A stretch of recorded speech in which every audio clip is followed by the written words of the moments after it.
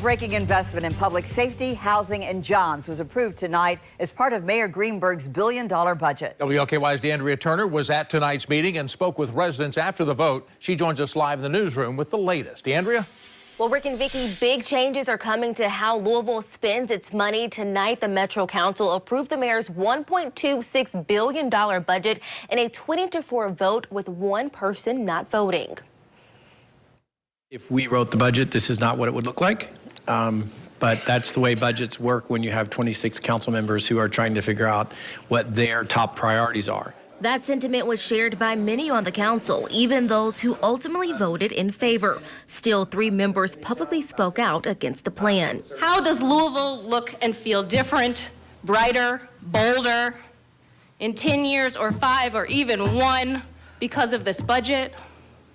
I don't think that it does. But my no vote is in principle because this is not as inclusive of a budget as it should be. Councilman J.P. Liniger even proposed an amendment tied to the people's budget, but that motion failed. Many community members showed up in opposition of the budget.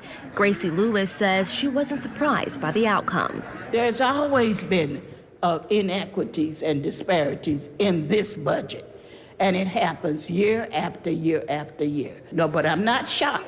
Despite criticism, the budget includes major investments, especially in public safety.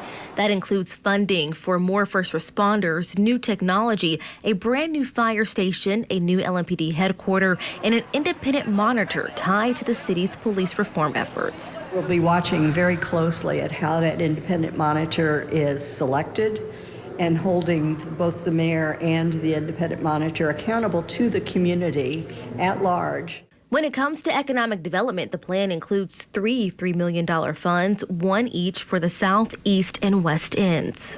They did a very reasonable job of marrying those priorities and giving something to the squeakiest wheels in the community that have the highest need to be addressed.